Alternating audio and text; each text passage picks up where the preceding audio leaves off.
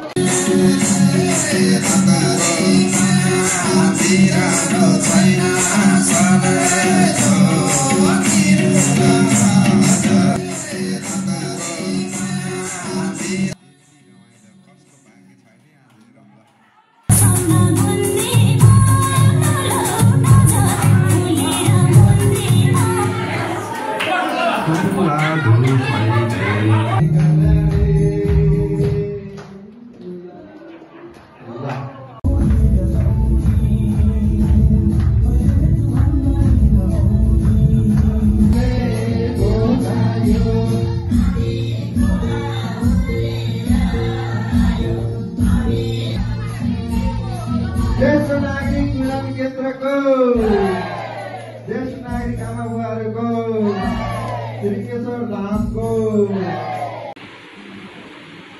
प्राकृतिकले यो भगवानले हाम्रो शरीरलाई यस्तो बनाइदिएको छ, तपाईले आवश्यक परे जे पनि गर्न सक्नुहुन्छ, जति पनि गर्न सक्नुहुन्छ, जे पनि गर्न सक्नुहुन्छ।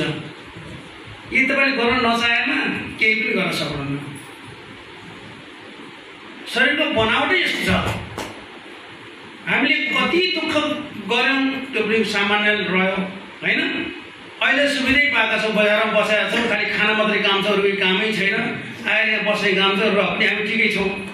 हामी सरका ज्येष्ठ नागरिकहरू पहाडमा अहिले पनि खन जोत गर्ने, जमिन जङ्गलबारी सबै गर्नुपर्छ। उहाँहरू पनि गर्नुभएकै छ हैन। हामीलाई अलिकति बस्न पनि गाह्रो भएको छ। 10 मिनट बस्यो भने 15 मिनट बस्न गाह्रो भएको छ, 5 मिनट धेरै बस्न गाह्रो भएको छ, बस्न गाह्रो भएको छ। पहिला हामी बस्न पाए हुन्थ्यो, आराम गर्न पाए हुन्थ्यो भन्थ्यौँ। अब बस्न पाउँदाखेरि गाह्रो भयो होला। बस्न पनि गाउँ भयो, आमाले ठिकै भन्नुभयो भनेदेखि हामीले अब के भनौँ। अब यो शरीरलाई मताउन हाल्यौँ कि हामी माथियौँ कि बुझ्न खोजेनौँ कि हैन। तर जस्तो परे पनि शरीरले गर्नु सक्छ। तपाईले चाहनु हो भने गर्न सक्नुहुन्छ। यदि तपाईले चाहने हो भने मैले पहिला पनि भन्ने गरेको छु, आजसम्म तपाईले सम्झेसम्म, अब पूर्व जन्मको त नभनौँ, हामीले नसम्झिन सक्छ। यो जन्ममा तपाईले जान्ने भएदेखि अहिलेसम्म तपाईले चाहेको कुरा, मनले चाहेको कुरा, चाहे जसले सुकै भन्नुहोस्, तपाईँले गरेरै छाड्नु भएको छ हो कि होइन भन्नुहोस् त ल। कसैको आफ्नो मनले चाहेको कुरा, चाहे बुवा आमाले नगर्न भन्नु, चाहे मन्त्री प्रकार, चाहे टिचरले होस्, चाहे जसले नगर्न भने पनि लुकेर, चोरेर, छिपेर, ढाँटेर, आज नमिले भोलि, भोलि नमिले पर्सि, कहीँ न कहीँ 1 महिनापछि 6 महिनापछि गरेरै छाड्नु भएको छ हो कि होइन। अब के गर्न सक्नुहुन्छ भने गरेर छाड्नु भएको छ भने यदि तपाईँले चाहेमा यो ध्यान पनि त गर्न सक्नुहुने रहेछ नि त, गरेर छाड्न सक्नुहुने रहेछ। ध्यान कसको लागि भन्ने कुरा आफै लागि हो।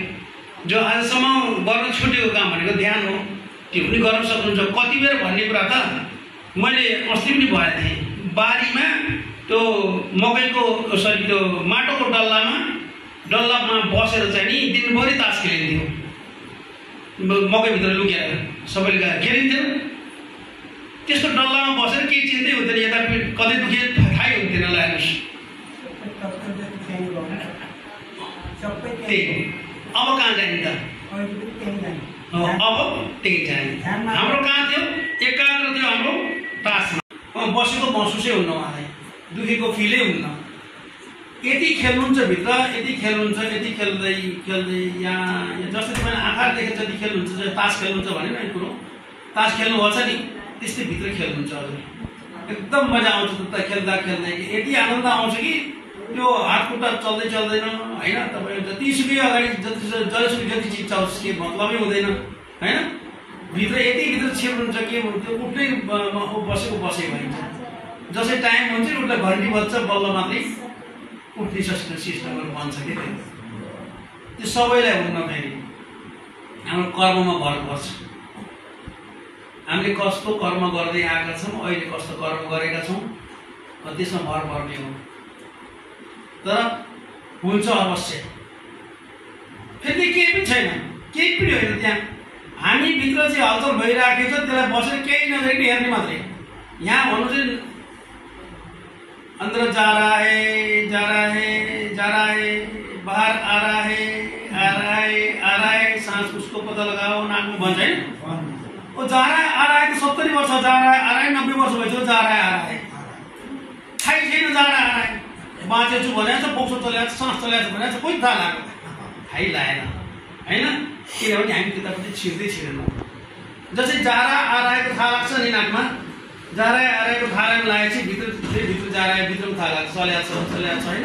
अनि शरीर कसरी चलेको छ, शरीरको इनर अर्गनहरू कसरी एक्टिभेट भएको छ, सबै कहाँ छ त्यो चल्दा चल्दै अब यो आफूभित्र भएको शक्तिहरू, पूर्वजन्मका शक्तिहरू होइन, ब्रह्माण्डका शक्तिहरू, यो सबै चाहिँ तपाईँ पुञ्ज हो नि। यो सबै यसभित्र विस्फोटै विस्फोट छ नि आफ्नो शरीरभित्र।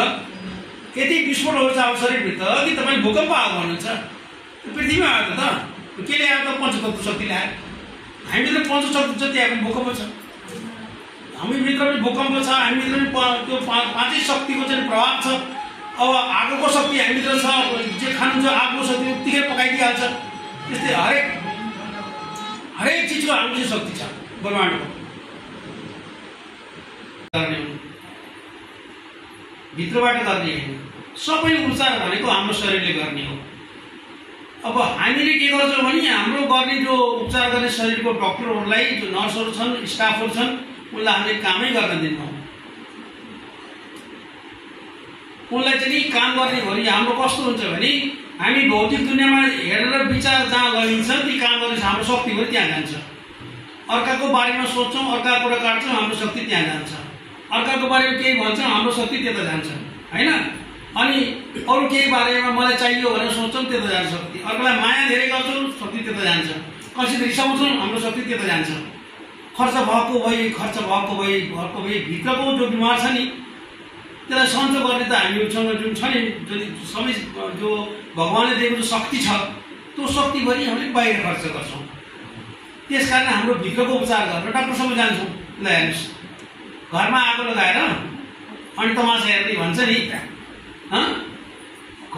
आफूसँग भएको शक्तिलाई चाहिँ नि नहेरेर नजानेर हामी उपचार गर्न अन्त गएर सन्चो हुने गर्छौँ। बिराइ भएर औषधि खान, एन्टिबायोटिक खान 5 दिन लाग्छ। यदि तपाईँले बिराइ भइसकेपछि ध्यानमा बसेर 3 दिनमा सन्चो हुन सक्नुहुन्छ। त्यति शक्ति छ हाम्रो शरीरभित्र। हाम्रो शक्ति गराएदेखिको हिसाबले हो भने, तर हामीमा के छ भने आफैलाई आशीर्वाद के दिन्छौँ भने उठ्ने बित्तिकै सक्दिनँ, उठ्ने बित्तिकै आया मरे मर्ने आशीर्वाद दिनुहुन्छ। आफैले उठ्नु पाएको छैन बिहान अब मस्त भएको शक्ति सबै प्रदान हुन्छ दिनभरि खुसी रहन पाऊँ भनिदिएको हुन्छ र त बाँचे हो नि त म त भएको मर्ने बेला त बाँचे हो नि त भने खुसी हुने आज बाँचे भने खुसी हुनु छैन मरे मरे मरे भन्दै उठ्ने हो होइन कसैले केही गर्नु सक्दिनँ भन्ने अब बिहानदेखि साँझसम्म सक्दिनँ भनेर आशीर्वाद दिएको त्यही कहाँ सक्छुस् त सक्छु भनेको सकिन्छ र सक्दिनँ सकिनँ मरे भने चाहिँ मरिहाल्यो होइन बाँचे भनेर मर्दासम्म बाँचिन्छ अनि यति खुसी मरिन्छ कि ठ्याक्कै स्वर्ग ठ्याक्कै स्वर्ग भन्दा स्वर्गलोक होइन स्वर्ग त इच्छिम हो तपाईँहरू कहाँ जानु चाहनुहुन्छ मरेपछि भन्नु त मरेपछि कहाँ जानु चाहनुहुन्छ धेरै जसो स्वर्ग जानु चाहन्छ होइन स्वर्ग कहाँ छ त भन्नु त स्वर्ग कहाँ छ भन्नु त स्वर्ग भनेको इन्द्रलोकमा छ होइन स्वर्ग भनेको इन्द्रलोकमा छ त्यहाँको स्वर्ग राजा को त इन्द्र हो त्यहाँभन्दा बाँकी पनि त अर्को लोक छ नि त छैन त्यहाँ नजाने ब्रह्म लोक नजाने ब्रह्माजी बस्नुहुन्छ त्यहाँ नजाने त्यहाँभन्दा माथि त लोक छ नि त सुन्नुहोस् न तपाईँले कुरा गरेर थाहा नगरे कसरी कुरो मिल्छ र तपाईँ लोकै थाहा हुन्न त्यहाँ कहाँ जानुहुन्छ खै त्यहाँभन्दा माथि के लोक छ तल भन्नुहोस् वैकुण्ठ माथि शिवलोक होइन शिवलोक हामी सिधै शिवलोक जाने किन सक्दैनौँ स्वर्ग जाने कोही गएकै शिवलोक गयो भने आज सुनेकै छैन मैले वैकुण्ठ गयो भनेको सुनेकै छैन वैकुण्ठ बास होस् भनेर सुनेको छु तर स्वर्ग हुनुभयो अरे ल यही यो घर पत्र शिव के अरे इन्द्र कहाँ पठाउनु त्यसकारण हामी यदि मरेपछि स्वर्ग मात्रै नभएर हामी किन चाहिँ काठमाडौँ जाने सट्टा मान्छे यहाँ नारायणगढ किन हल्दिनु पर्यो मुलिङ किन हल्दिनु पर्यो सिधै काठमाडौँ जान्छु भने गयो त भयो के होइन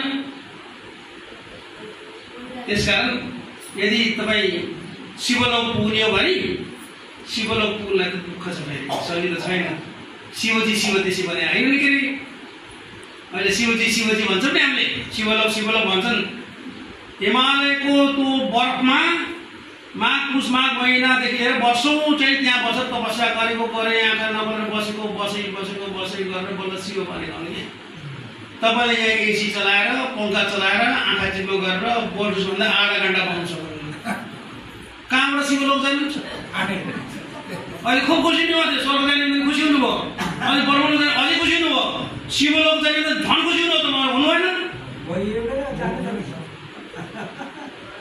गर्नु पर्यो नि शिवलजी जानु पर्यो नि शिवलजी अहिलेको हेर्नु भगवान्ले कति सुख दिएछन् हामीलाई उनलाई वहाँ जानु पर्थ्यो बिचरा त शिवलाई हेर त हिँड्दै खाली खुट्टा चाहिँ उहाँ पहाड चढ्दै जानु पर्थ्यो अचल त मान्छे लाखौँ रुपियाँ तिरेर जान्छन् उनलाई वहाँ चढेर तपस्या गर्नु पर्थ्यो हो कि न तपाईँलाई त हेर्नु कति शैली भगवान्ले बनाइदिएको हेर्नुहोस् यहाँ एसी चलाएर यहाँ आएर तपस्या बस भनेर लगाइदिएछ पर्नु पर्छ भने मान्छे पनि दिएछ अझै खटाइदिएछ यत्रो मान्छे खटाइदिएछ तपाईँले सक्दिनँ कि दुख्छ कि दुख्छ भने दुखिहाल्छ नि दुखेन भने पो दुख्दैन दुखेन भने दुख्दैन दुःख भन्नु चाहिँ दुख्छ होइन कस्तो भने दुःख भन्ने चिज त दुःख भन्ने चिज जानी हो होइन खुसी भन्ने चिज पनि जानी हो बुझ्ने त्यति हो हामीले